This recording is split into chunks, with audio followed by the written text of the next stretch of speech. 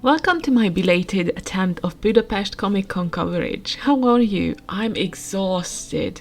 This has been a program-heavy weekend, so I booked a room in Budapest and arrived on Friday evening because it was cheaper and less tiring than taking the train each day back and forth.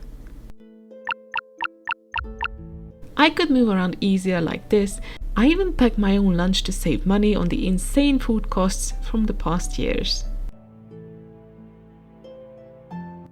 Budapest Comic Con was held for the third time this year, and since I've been to all the previous ones, I can wholeheartedly say that this has been the biggest one so far.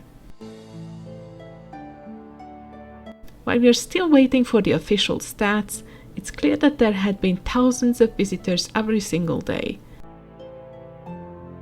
Several smaller sub-events attached themselves to the main, traditionally comic book-related convention, attracting fans of many different subcultures.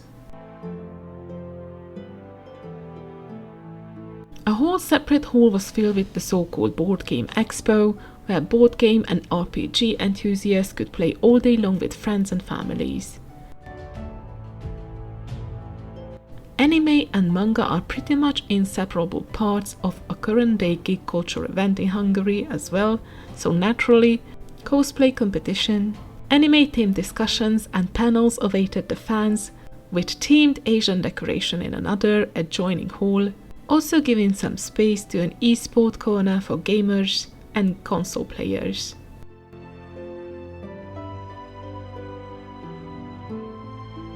The so-called fantasy zone provided a place for fans of general sci-fi stories, Star Trek, Vikings and martial arts.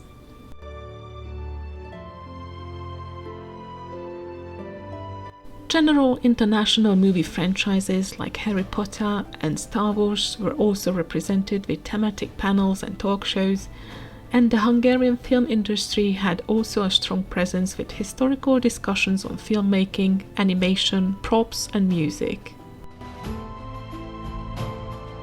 But the biggest sub-event was definitely Korea On, a strictly South Korean themed convention with a lot of traditional music and dance performances, K-pop, K-beauty, cuisine, and even an a cappella K-pop group as special guests. The con provided a great chance for domestic and foreign book and comic book retailers and publishers to sell their products, both new and second-hand, as well as anime, manga or K-pop related merch. There was a huge artist alley for drawings, prints, sculpts, and endless kind of arts and crafts items to buy. There were several international guests invited, and while there were some last-minute changes in the lineup, we still had a good variety of actors, illustrators, and comic book creators. The main attraction was definitely the charismatic Eric Roberts, but we had panels with Harry Potter actress Afshed Azad, who played Padma Patil, also with Deep Roy, who is known from the movie Charlie and the Chocolate Factory, also Eric Avery, known from the Stargate movie Mummy or Daredevil, Jerome Flynn from Game of Thrones, and Clive Standen from the Viking series. Watchmen creator John Higgins was joined by DC and Marvel artist Manuel Garcia, Patricia Martin and Roel Allen, and Korean illustrator Kim Hyun-jin, along with several Hungarian talents working both domestically and internationally. Just listing all this is so extensive that it almost seemed impossible to check out everything, and trust me, it was. With over 100 different programs, discussions, quiz shows and competitions, there was no way you could attend every single one of them. And the same thing happened to me as well. Unfortunately, I had to scratch a lot of interesting programs from my list, as many of them were held at the same time, which was my biggest problem with the event this year.